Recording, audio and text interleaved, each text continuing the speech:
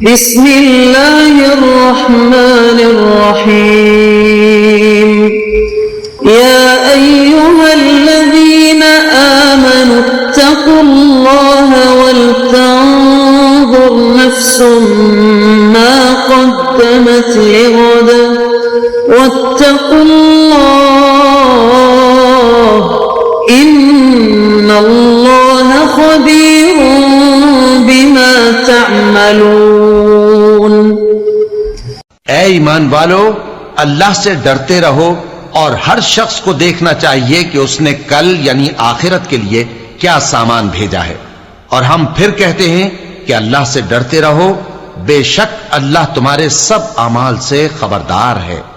بسم اللہ الرحمن الرحیم، الحمد للہ رب العالمین، والصلاة والسلام على اشرف الانبیاء والمرسلین وعلى آلہ واصحابہ اجمعین ومن تبعہم بإحسان الى یوم الدین۔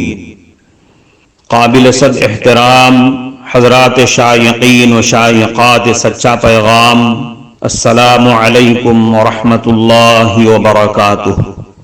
آج کی محفل میراث النبی کے نورانی پروگرام میں آپ کا استقبال ہے۔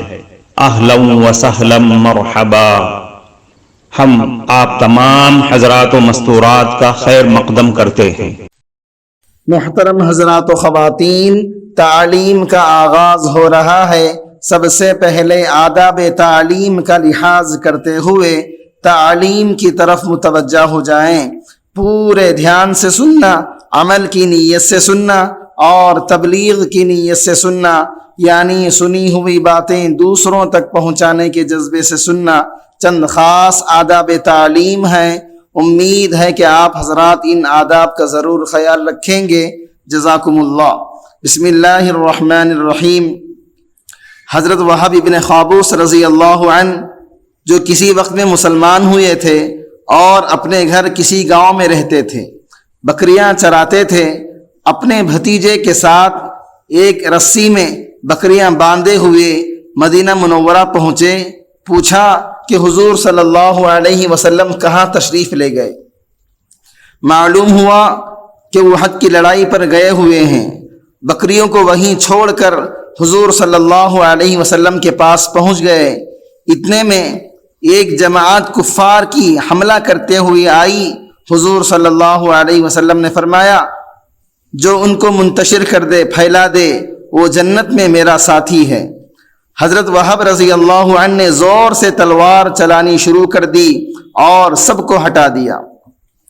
دوسری مرتبہ پھر یہی صورت پیش آئی، تیسری مرتبہ پھر ایسا ہی ہوا۔ حضور صلی اللہ علیہ وسلم نے ان کو جنت کی خوشخبری سنا دی۔ اس کا سننا تھا کہ تلوار لے کر کفار کے درمیان میں گھس گئے اور شہید ہو گئے۔ حضرت سعد بن ابی وقاص رضی اللہ عنہ کہتے ہیں کہ میں نے وہب رضی اللہ عنہ جیسی دلیری اور بہادری کسی کی بھی کسی لڑائی میں نہیں دیکھی، اور شہید ہونے کے بعد حضور صلی اللہ علیہ وسلم کو میں نے دیکھا کہ وہب کے سرانے کھڑے تھے اور ارشاد فرماتے تھے کہ اللہ تم سے راضی، میں تم سے راضی۔ اس کے بعد حضور صلی اللہ علیہ وسلم نے خود اپنے دستے مبارک سے دفن فرمایا، باوجود یہ کہ اس لڑائی میں حضور صلی اللہ علیہ وسلم خود بھی زخمی تھے۔ حضرت عمر فاروق رضی اللہ عنہ فرمایا کرتے تھے کہ مجھے کسی کے عمل پر اتنا رشک نہیں آیا جتنا وہب رضی اللہ عنہ کے عمل پر آیا۔ میرا دل چاہتا ہے کہ اللہ کے یہاں ان جیسا اعمال نامہ لے کر پہنچوں۔ غزوہ بدر میں حضور صلی اللہ علیہ وسلم ایک خیمے میں تشریف فرما تھے۔ آپ صلی اللہ علیہ وسلم نے صحابہ سے ارشاد فرمایا کہ اٹھو اور بڑھو ایسی جنت کی طرف جس کی چوڑائی آسمان اور زمین سے کہیں زیادہ ہے اور متقیوں کے واسطے بنائی گئی ہے۔ حضرت عمیر ابن حمال رضی اللہ عنہ ایک صحابی ہیں، وہ بھی سن رہے تھے، کہنے لگے واہ واہ۔ حضور صلی اللہ علیہ وسلم نے فرمایا واہ واہ کس بات پر کہا؟ عرض کیا اے اللہ کے رسول، مجھے یہ تمنا ہے کہ میں بھی ان میں سے ہوتا۔ آپ صلی اللہ علیہ وسلم نے فرمایا تم بھی ان میں سے ہو۔ اس کے بعد جھولی میں سے چند کھجوریں نکال کر کھانے لگے۔ اس کے بعد کہنے لگے ان کھجوروں کے ختم ہونے کا انتظار جو ہاتھ میں ہے، بڑی لمبی زندگی ہے، کہاں تک انتظار کروں گا؟ یہ کہہ کر ان کو پھینک دیا اور تلوار لے کر مجمع میں گھس گئے اور شہید ہونے تک لڑتے رہے۔ حضرت عبداللہ بن عمر رضی اللہ عنہما کا اپنے بیٹے سے نہ بولنا۔ حضرت عبداللہ بن عمر رضی اللہ عنہما نے ایک مرتبہ ارشاد فرمایا تھا کہ حضور صلی اللہ علیہ وسلم نے ارشاد فرمایا کہ عورتوں کو مسجد میں جانے کی اجازت دے دیا کرو۔ ابن عمر رضی اللہ عنہ کے ایک صاحبزادے نے عرض کیا ہم تو اجازت نہیں دے سکتے، کیونکہ وہ اس کو آئندہ چل کر بہانہ بنا لیں گے آزادی اور فساد اور آوارگی کا۔ حضرت ابن عمر رضی اللہ عنہما بہت زیادہ ناراض ہو گئے، برا بھلا کہا اور فرمایا میں تو حضور صلی اللہ علیہ وسلم کا ارشاد سناؤں اور تو کہیں کہ اجازت نہیں دے سکتے؟ اس کے بعد ہمیشہ ہمیش کے لیے ان صاحبزادے سے بولنا چھوڑ دیا۔ حضرت حکیم ابن حزام رضی اللہ عنہ ایک صحابی ہیں، حضور صلی اللہ علیہ وسلم کی خدمت میں حاضر ہوئے، کچھ طلب کیا، حضور صلی اللہ علیہ وسلم نے عطا فرما دیا۔ پھر کسی موقع پر کچھ مانگا، حضور صلی اللہ علیہ وسلم نے عطا کر دیا۔ تیسری مرتبہ پھر سوال کیا، حضور صلی اللہ علیہ وسلم نے عطا کر دیا اور یہ ارشاد فرمایا کہ حکیم یہ مال سبز باغ ہے، ظاہر میں بڑی میٹھی چیز ہے، مگر اس کا دستور یہ ہے اگر یہ دل کے استغنا سے ملے تو اس میں برکت ہوتی ہے، اگر طمع اور لالچ سے حاصل ہو تو اس میں برکت حاصل نہیں ہوتی۔ ایسا ہو جاتا ہے جیسے جو البقر کی بیماری ہو کہ ہر وقت کھائے جائے اور پیٹ نہ بھرے۔ حضرت حکیم رضی اللہ عنہ نے عرض کیا اے اللہ کے رسول، آپ کے بعد اب کسی کو نہیں ستاؤں گا۔ اس کے بعد حضرت صدیق اکبر رضی اللہ عنہ نے اپنے زمانہ خلافت میں حضرت حکیم رضی اللہ عنہ کو بیت المال سے کچھ عطا فرمانے کا ارادہ کیا، انہوں نے انکار کر دیا۔ اس کے بعد عمر فاروق رضی اللہ عنہ نے اپنے زمانہ خلافت میں بار بار اصرار کیا، مگر انہوں نے انکار ہی کر دیا۔ ام المؤمنین حضرت ام حبیبہ رضی اللہ عنہا حضور صلی اللہ علیہ وسلم سے پہلے عبداللہ ابن جحش کے نکاح میں تھیں۔ دونوں میاں بیوی ساتھ ہی مسلمان ہو گئے اور حبشہ کی ہجرت بھی ایک ساتھ ہی کی۔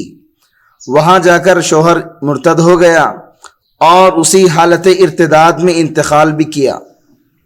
حضرت ام حبیبہ رضی اللہ عنہا نے یہ بیوگی کا زمانہ حبشہ ہی میں گزارا۔ حضور صلی اللہ علیہ وسلم نے وہی نکاح کا پیغام بھیجا اور حبشہ کے بادشاہ کی معرفت نکاح ہوا۔ نکاح کے بعد مدینہ طیبہ تشریف لے آئیں۔ صلح کے زمانے میں ان کے باپ ابو سفیان مدینہ منورہ آئے کہ حضور صلی اللہ علیہ وسلم سے صلح کی مضبوطی کے لیے گفتگو کرنا تھا۔ بیٹی سے ملنے گئے، وہاں بستر بچھا ہوا تھا، اس پر بیٹھنے لگے تو حضرت ام حبیبہ رضی اللہ عنہا نے وہ بستر الٹ دیا۔ باپ کو بڑا تعجب ہوا کہ بجائے بستر بچھانے کے اس بچھے ہوئے کو بھی الٹ دیا۔ پوچھا کہ بستر میرے قابل نہیں تھا، اس لیے لپیٹ دیا یا میں بستر کے قابل نہیں تھا؟ حضرت ام حبیبہ رضی اللہ عنہا نے فرمایا یہ اللہ رب العزت کے پاک اور پیارے رسول صلی اللہ علیہ وسلم کا بستر ہے اور تم بوجہ مشرک ہونے کے ناپاک ہو، اس پر کیسے بٹھا سکتی ہوں؟ باپ کو اس بات سے بہت زیادہ رنج ہوا اور کہا تم مجھ سے جدا ہونے کے بعد بری عادتوں میں مبتلا ہو گئی۔ مگر ام حبیبہ رضی اللہ عنہا کے دل میں حضور صلی اللہ علیہ وسلم کی جو عظمت تھی اس کے لحاظ سے وہ کب اس کو گوارا کر سکتی تھیں کہ کوئی ناپاک مشرک باپ ہو یا غیر ہو حضور صلی اللہ علیہ وسلم کے بستر پر بیٹھ سکے۔ محترم ناظرین کرام، اس دینی اور ایمانی بیان کو سننے کے دوران ہی اس کو لائک کر دیجئے اور شیئر بھی کر دیجئے تاکہ دوسرے بھی اس سے فائدہ اٹھا سکیں۔ اللہ آپ کو جزائے خیر عطا فرمائے۔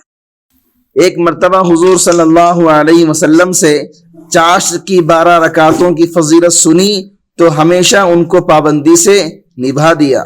حضرت عبد الرحمن ابن عوف رضی اللہ عنہ مشہور اور بڑے صحابہ میں سے ہیں. وہ فرماتے ہیں میں بدر کی لڑائی میں میدان میں لڑنے والوں کی صف میں کھڑا تھا. میں نے دیکھا کہ میرے دائیں اور بائیں جانب انصار کے 2 کم عمر لڑکے ہیں. مجھے خیال ہوا کہ میں اگر قوی اور مضبوط لوگوں کے درمیان ہوتا تو اچھا تھا کہ ضرورت کے وقت ایک دوسرے کی مدد کر سکتے. میرے دونوں جانب بچے ہیں، یہ کیا مدد کر سکیں گے؟ اتنے میں ان دونوں لڑکوں میں سے ایک نے میرا ہاتھ پکڑ کر کہا چچا جان تم ابو جہل کو پہچانتے ہو؟ میں نے کہا ہاں پہچانتا ہوں. تمہاری کیا غرض ہے ابو جہل سے؟ اس نے کہا مجھے معلوم ہوا کہ وہ نبی کریم صلی اللہ علیہ وسلم کی شان میں گالیاں بکتا ہے. اس پاک ذات کی قسم جس کے قبضے میں میری جان ہے، اگر میں اس کو دیکھ لوں تو اس وقت تک اس سے جدا نہیں ہوں گا کہ وہ مر جائے یا میں مر جاؤں. مجھے اس کے اس سوال اور جواب پر بڑا تعجب ہوا. اتنے میں دوسرے نے یہی سوال کیا جو پہلے نے کیا تھا. وہی اس نے بھی کہا. اتفاقاً میدان میں ابو جہل دوڑتا ہوا نظر آیا. میں نے ان دونوں سے کہا کہ تمہارا مطلوب جس کے بارے میں تم مجھ سے پوچھ رہے تھے وہ جا رہا ہے. دونوں یہ سن کر تلواریں ہاتھ میں لیے ہوئے ایک دم بھاگے چلے گئے اور جا کر اس پر تلوار چلانی شروع کر دی یہاں تک کہ اس کو گرا دیا. کفارہ مجلس کی دعا پڑھ لیجئے. سبحانک اللہم و بحمدک اشہد ان لا الہ الا انت استغفرک و اتوب الیک.